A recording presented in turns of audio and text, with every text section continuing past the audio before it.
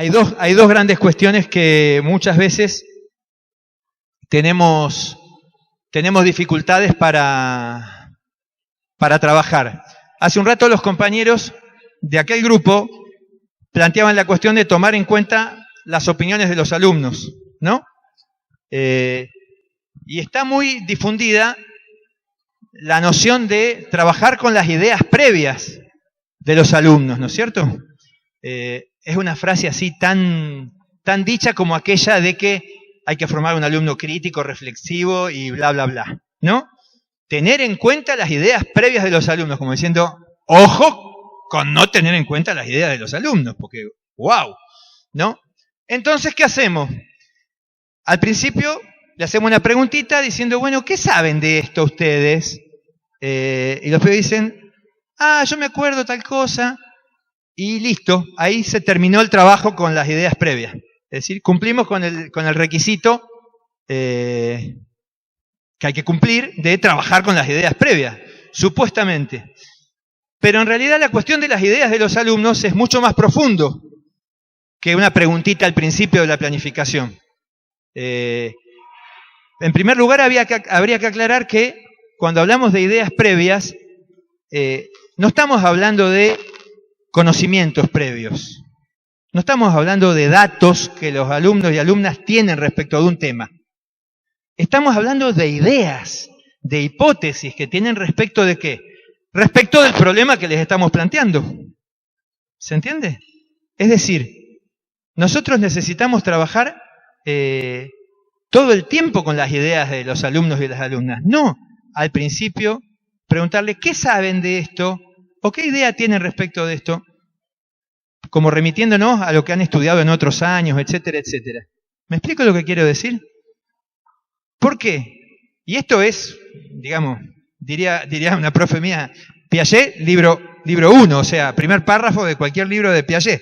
¿Está bien? Es decir, las ideas nuevas no pueden caer en el vacío. Por eso enseñar memorísticamente no es otra cosa que sobreimprimir algo que se va a borrar rápidamente, ¿sí? Con tinta lavable, sobre las ideas que el alumno ya tiene. Es decir, si uno de verdad no sabe qué ideas tiene el otro, lo digo medio categóricamente, pero no puede enseñar nada. Es decir, si vos no conocés cómo piensa el otro, qué hipótesis tiene respecto del asunto que le estás planteando, lo que vas a hacer va a ser decirle un discurso que él va a tener que repetir de vuelta. Es decir, lo que enseñemos tiene que ir encastrado, enganchado con las ideas que ellos tienen respecto de este tema, sean las que sean correctas, incorrectas, más científicas, menos científicas, más cercanas o no al conocimiento socialmente validado, lo que piensan ellos. ¿Está bien? ¿Por qué las chacras están desapareciendo? Y porque a los chacareros no les gusta laburar. Puede ser una idea previa, perfectamente. ¿Se entiende lo que quiero decir? Como las ideas previas de las que hablamos hoy a la mañana cuando dije que los chicos te piden, mamá, andá a sacar plata del cajero, porque la idea de los chicos es que el cajero te da la plata. Entonces, cuando hablamos de ideas, hablamos de hipótesis, no de datos. No estamos preguntando qué datos tienen sobre esto. ¿Está bien? Estamos indagando pensamientos mucho más complejos. ¿Qué piensan sobre un problema? Cuando planteamos un problema, ¿sí? Si ofrecemos algo de información, rápidamente van a surgir ideas que van a estar ancladas en las cosas que los chicos han aprendido en su casa, lo que han leído, lo que han visto en la tele, en un montón de cuestiones. Es decir, las ideas previas de los chicos no las podemos agarrar al principio y decir, bueno, ¿qué saben sobre esto? Sé esto. Bueno, listo, ya está. Pum, cerramos el asunto. Ahora yo te voy a decir cómo son las cosas. Listo. Ahí viene la clase. Yo te cuento otra vez. ¿Está bien? Y lo que vos sabías, bueno, ya te escuché, listo, ya me contaste. Basta, suficiente. O sea, las ideas previas son para usarlas. No son para escuchar y listo. Y no son para el principio de la secuencia didáctica. Son para toda la secuencia didáctica. Porque todo el tiempo tenés que trabajar con lo que el otro está pensando. Porque si no dialogás, no hay forma, es decir, no hay enseñanza sin diálogo. Es decir, no se produce por ósmosis. O sea, no es por absorción. O sea, no hay forma, porque yo estoy hablando acá, no es que ustedes hay aprendizaje, no hay nada. Yo estoy hablando acá, ustedes me están escuchando. Bueno, aprendizaje hay cuando se amasa el conocimiento, diría una profe muy valiosa que yo tuve, que se llama Susana Barco, que decía, el conocimiento se amasa como el pan. Es decir, el conocimiento tiene que circular en el aula, tiene que discutirse, y sí, el problema es este, aquel, y este sirve, esto que estuvimos haciendo hace un ratito. ¿Y cómo te parece a vos? ¿Y cómo me parece a mí? ¿Y está bien formulado? ¿No está bien formulado? Y discutimos y nos metemos en el problema. Eso es amasar. O sea, hay aprendizaje cuando hay esa discusión. Si yo hablo, ustedes me escuchan, listo. No pasa nada. Por eso de entrada les dije, por favor, interrúmpanme, porque si no, no hay aprendizaje de verdad significativo. Entonces, primer gran cuestión. Las ideas previas de los alumnos son ideas y no datos. Y segundo, necesitamos usarlas durante toda la secuencia didáctica, no al principio. ¿Está bien? Y en ese sentido, lo que decían los compañeros hoy me parece perfecto. ¿Está bien? Porque en esos temas que los chicos proponen, obviamente que hay ideas previas, desde ya. Segunda gran cuestión, la cuestión de los contenidos que se llaman procedimentales, los procedimientos, ¿no?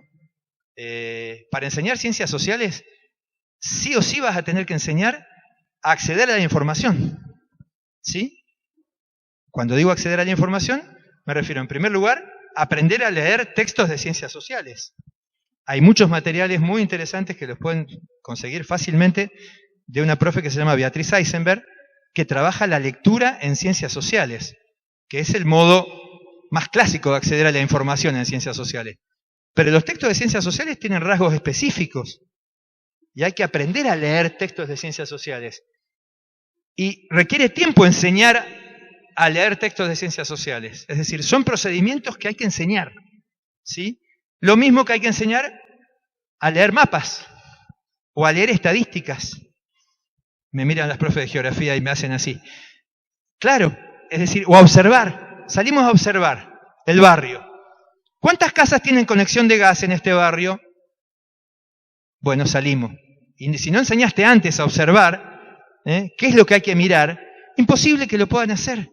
Hay que enseñar a observar profundamente, a saber qué cosa hay que mirar. Si no, esa salida que organizamos es un paseo. ¿Está bien? Que está genial salir a pasear, pero no es un paseo didáctico, es un paseo simplemente. Genial, paseemos, pero no aprendemos nada si no enseñamos a observar. Que es todo un trabajo, aprender a observar y a recoger esa información que surge de la observación. Porque ¿para qué salimos? Para recoger información y traerla al aula. ¿Me explico? Hacer entrevistas es otro procedimiento. Digo, la información no siempre tiene que venir en formato texto.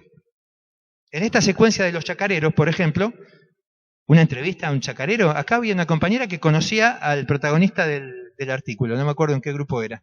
Ahí está la compañera. Decía, yo lo conozco al hombre que habla en ese artículo y conozco y soy amiga de su familia. Bueno, a ver, está genial una entrevista. La entrevista hay que prepararla también, ojo, porque a veces invitas a un abuelo que empieza a hablar de un montón de cosas que no tienen nada que ver con lo que vos querías enseñar. Entonces vos tenés que hablar con el abuelo y contarle, mirá, me interesa que hablemos de este asunto. ¿A qué me refiero entonces? A que los chicos van a tener que preguntarle algo a ese abuelo. Y esas entrevistas va a haber que prepararlas. Lo que pasa muchas veces es que esos procedimientos los despegamos de los contenidos a enseñar.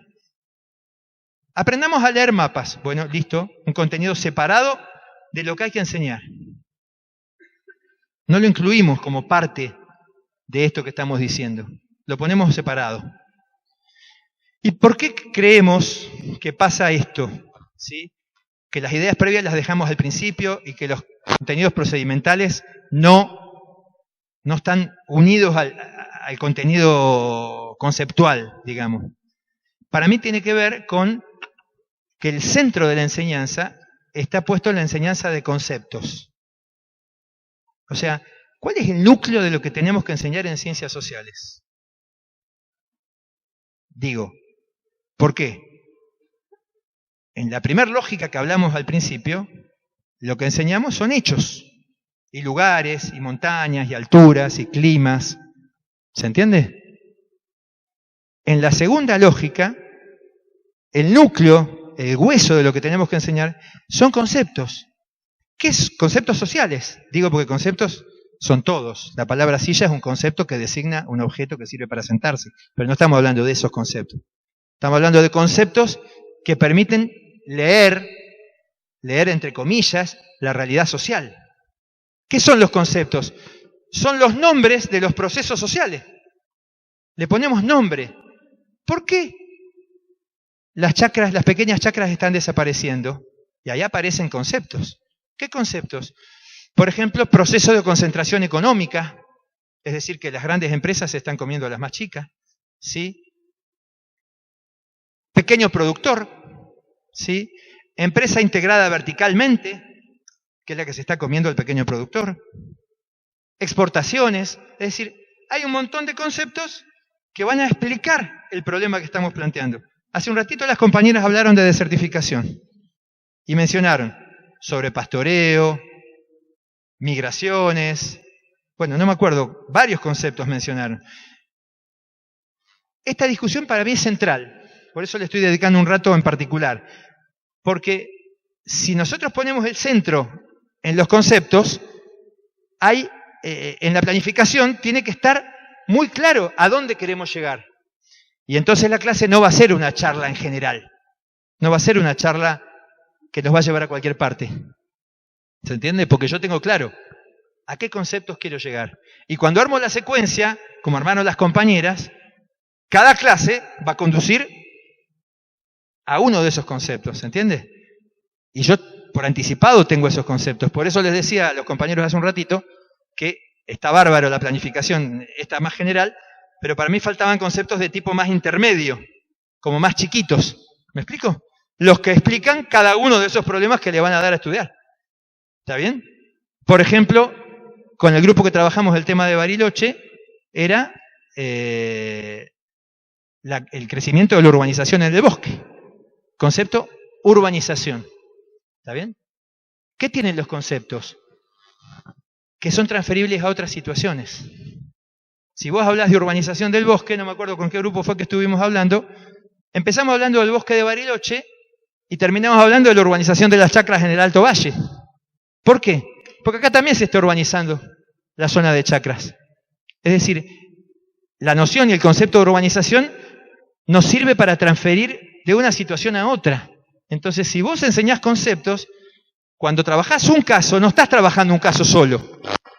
Estás trabajando un concepto que lo vas a trasladar después a otras situaciones. ¿Se entiende lo que quiero decir?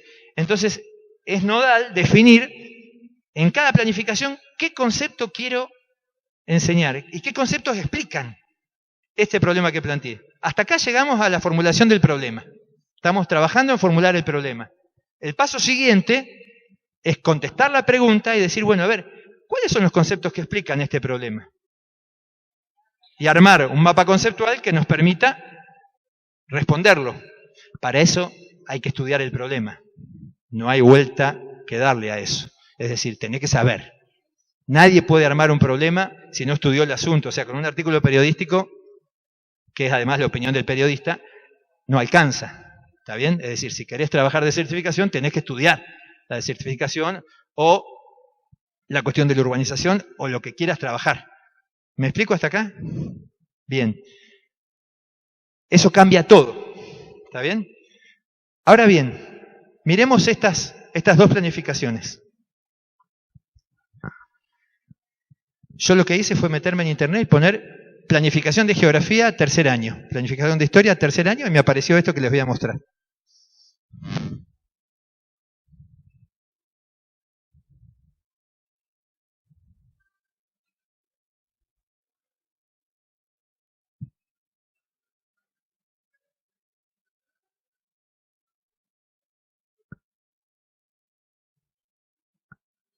Ahí lo voy a agrandar un poquito.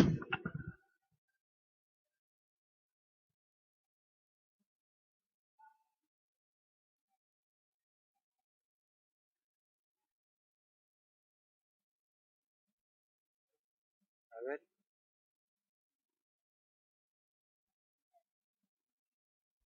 Ahí está. ¿Se ve? Bueno, díganme, ¿a qué marco conceptual responde esta planificación de geografía de tercer año? ¿Y por qué? ¿Se ve desde atrás? ¿La leo? Cumpas, ¿la ven allá? ¿O no? No se ve.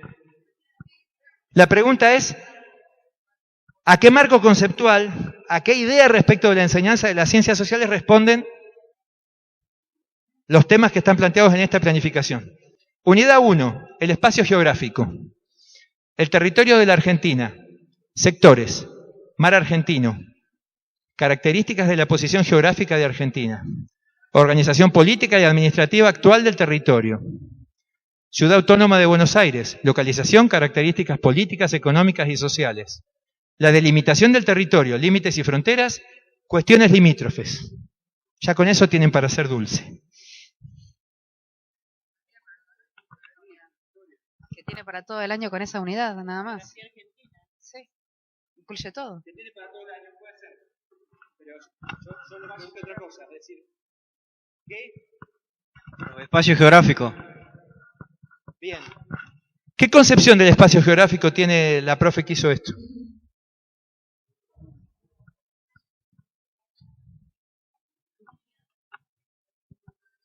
Dale, a ver. No pongas esa cara tan fea. Esa es tu lectura también. No, no. Lo que pasa es que cuando no me conoces, yo lo veo como más descriptiva, más positivista. Se basa mucho en lo natural. Falta lo que es por ahí, si bien dice organización política y administrativa actual del territorio, no hay una clara muestra de que lo trabaje a través de problematizaciones o que vaya más allá de lo natural, o sea, de lo observable, de lo espacial. Le da mucho énfasis a eso. Seguro que la compañera tiene algo para decir. Dale, dale. No, sí, yo lo veo por ahí más descriptivo, está muy desde la mera observación de lo que podemos hacer de la lectura de un mapa con sus límites y falta la construcción social de ese espacio. O sea, ¿cómo llegamos a tener todo este espacio que hoy tenemos y lo conocemos como tal si no está el sujeto? ¿Dónde está el tiempo en todo esto? Y sobre todo que no hay una problematización de ese espacio. ¿Por qué ese espacio es así hoy? ¿Fue siempre así? ¿Qué procesos hubieron en el medio para que este espacio que hoy tenemos sea de esta manera y no otro? ¿Se entiende? ¿Dónde están los sujetos en esta planificación? ¿Hay? Características políticas, económicas y sociales. Sí. Es como cuando estudiamos en geografía, clima, relieve, flora, fauna, el hombre al final, ¿no? Como que el hombre era un muñequito puesto sobre el paisaje ahí, que no tenía nada que ver con el paisaje, era como, ¿no? Era casi parte del paisaje, era un árbol más, el hombre, ¿no? El hombre era como el río, como la montaña, ¿no es cierto? Digo, características políticas, económicos, sociales, está bien, pero no hay tiempo, no hay sujetos. ¿Se entiende? O sea, ahí hay toda una muestra de qué va a hacer ese profe. ¿Está bien? Ese profe te va a contar. Te va a contar el territorio, los sectores, ¿sí? Las provincias o las zonas o las regiones, como lo quiera dividir, ¿sí? Te va a relatar cómo es la realidad. Yo te cuento, ¿sí? El espacio no está construido a través del tiempo. No hay una construcción del espacio acá. ¿Se entiende lo que quiero decir? Entonces, como no hay eso, tampoco hay conceptos. Hay datos, muchos datos. ¿No hay que tener datos? Sí, hay que tener datos. El dato es imprescindible. La pregunta es, ¿el dato al servicio de qué? ¿El dato por el dato mismo? Porque ¿cuál es la evaluación de esta unidad? ¿Cuáles son los sectores del territorio de la Argentina? Esa es la pregunta de una evaluación en esa unidad. Porque no hay ningún problema planteado. Entonces, de cajón que terminás ahí. ¿Se entiende lo que quiero decir? Digo para que pensemos nuestras propias planificaciones. ¿Qué preguntas hay? Y no van a aparecer conceptos, obviamente, porque hay datos y hay descripción. Nadie está diciendo que no haya que tener datos, ni que no haya que describir, porque tener datos y describir es parte del trabajo que hay que hacer. Pero tiene que estar al servicio de comprender algo que tenga sentido para formar el alumno crítico, reflexivo y todo eso que dijimos al principio. Vuelvo al principio del curso. ¿Se entiende lo que quiero decir? Entonces, si la miramos, bueno, para mí es re claro que lo que está haciendo esta planificación es describir. Simplemente, miremos una de historia.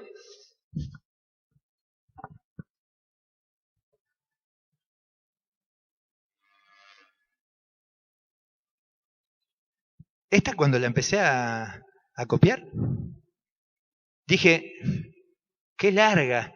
Tiene 15 unidades esta planificación. 15 unidades. Yo dije, ¿cómo hace para enseñar tanto?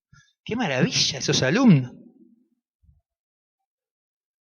Obviamente es todo mentira, pero es la planificación que está. ¿Se ve ahí? Sí. A ver un poquito más. Ahí está.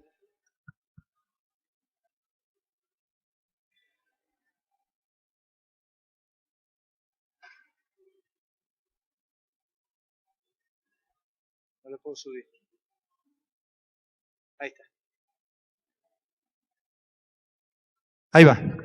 ¿Hay profes de historia acá? ¿Algunos profes de historia? Pocos, ¿o no? No hay directamente. Sí, hay la profe de historia. Bien. Bueno. ¿Se ve o no se ve nada? ¿La leo? Para los compañeros de atrás. Si se corre Javier, me dicen acá. Unidad 1. La Europa de la Restauración y el ciclo de las nuevas revoluciones. El Congreso de Viena. La Restauración. Las oleadas revolucionarias, 1815-1848. Inglaterra y el cartismo. Los estados y las naciones. La construcción de las naciones. Los nuevos estados nacionales. La unificación italiana. La unificación alemana. Bueno, de vuelta, con esta unidad, ¿qué perspectiva tiene quien escribe esta planificación? Es una planificación de tercer año.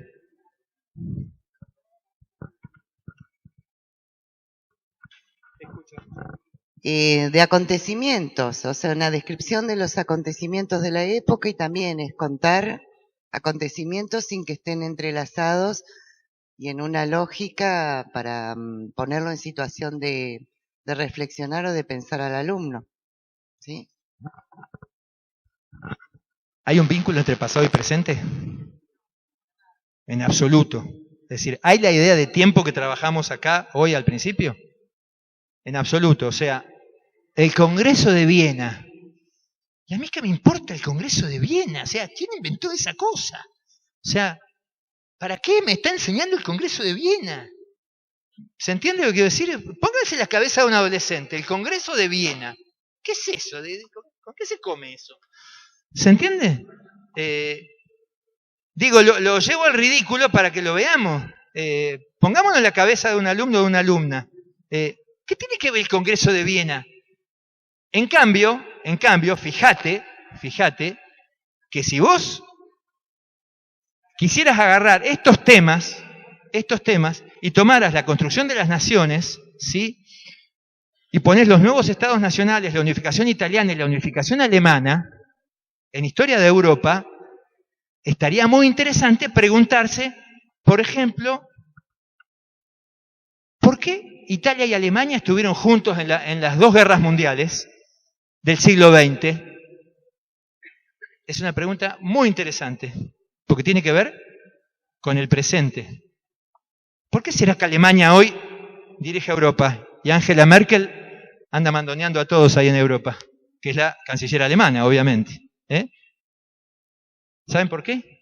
Porque Italia y Alemania fueron los últimos países que terminaron de completar con su unificación su llegada al capitalismo. Llegaron más tarde. Los países que llegaron primero al capitalismo fueron Inglaterra, Francia, Holanda, ¿sí? Y empezaron a dominar el planeta, ¿sí? Con sus barquitos. La compañera me preguntaba por las invasiones inglesas. Bueno, Italia y Alemania se unificaron después. Entonces uno perfectamente puede enseñar este tema con todos los datos que hagan falta, preguntándose, por ejemplo, ¿por qué Italia y Alemania fueron aliadas en la Segunda Guerra Mundial? Porque tenían los mismos intereses. ¿Por qué? Porque necesitaban conquistar un pedacito del mundo que no les habían dejado. Porque las guerras mundiales fueron guerras por el reparto del planeta, ¿sí? Que ya estaba repartido cuando Italia y Alemania llegaron al capitalismo. ¿Se entiende? No es que no tenga explicación ni que no sea importante. Sí es importante, pero está despegado de cualquier vínculo con la realidad. Ese es el problema. ¿Se entiende? Esta es la discusión. Ahí se concreta la cuestión teórica que trabajamos hoy. ¿Me explico? Bien. Por último. Por último no. Pero siguiendo.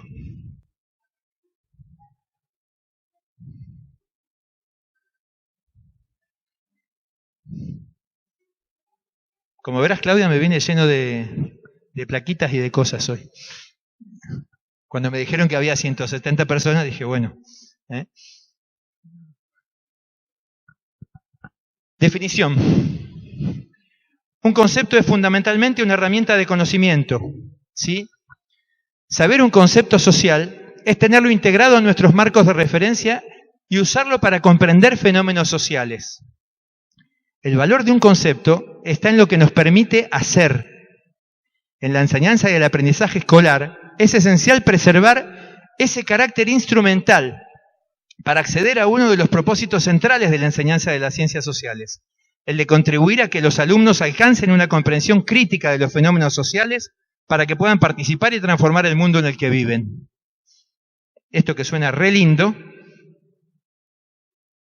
tiene que ver con una cuestión, con que el concepto es un instrumento, es una herramienta para entender.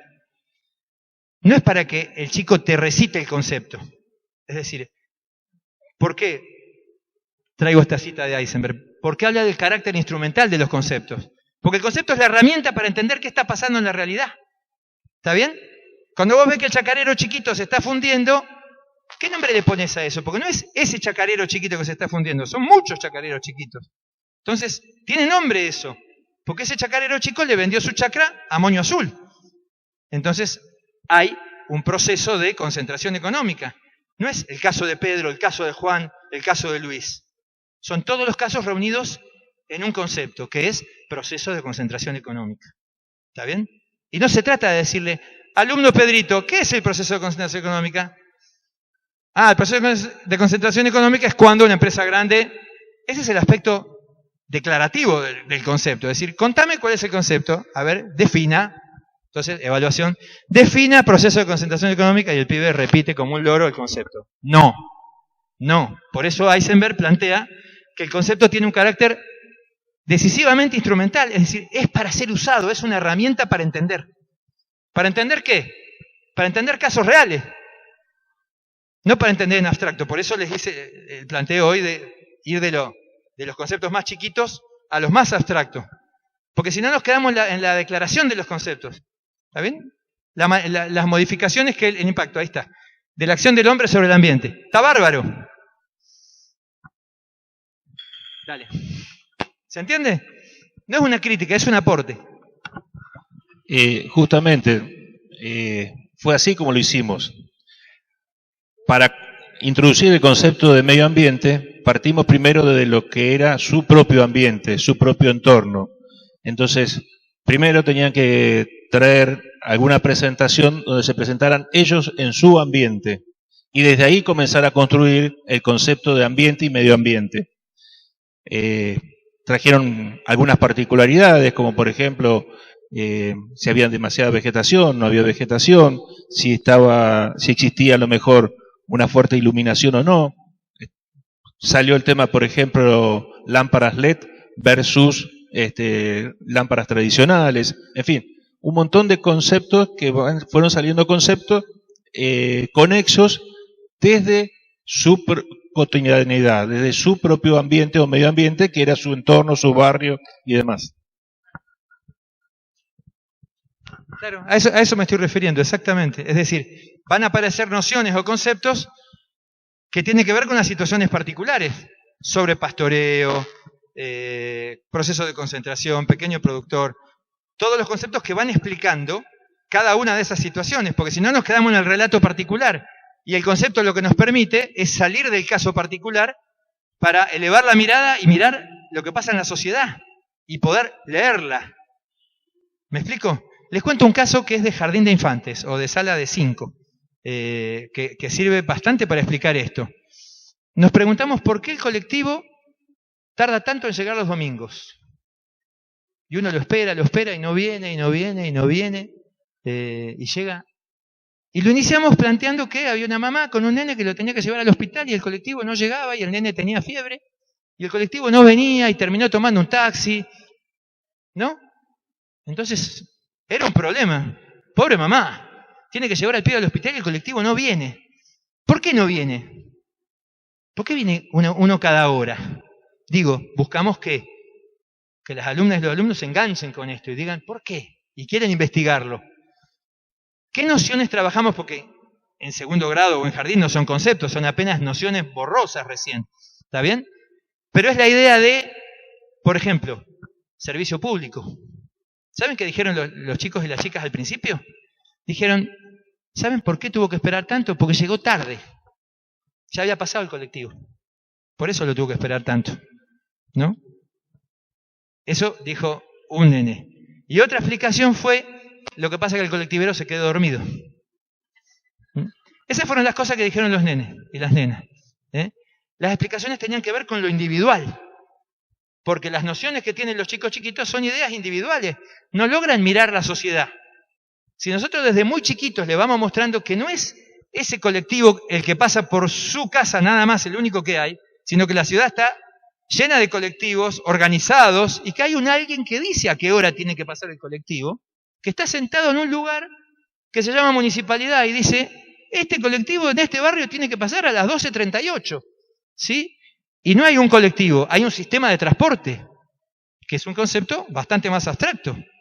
Es decir, vamos saliendo de la situación particular para empezar a tener ideas cada vez un poquito más generales respecto de la realidad, ¿sí? Y entonces trabajamos la noción de servicio público, porque el transporte es un servicio público.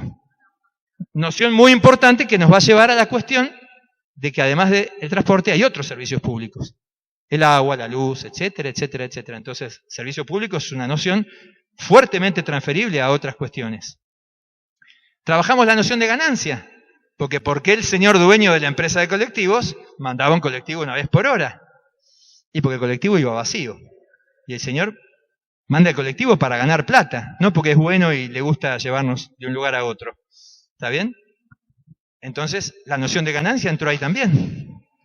Y además apareció la noción de Estado, que es el que organiza esto. Era un caso de Neuquén. ¿Por qué? Porque en Neuquén es un servicio público concesionado a una empresa privada. Entonces, es un derecho al mismo tiempo.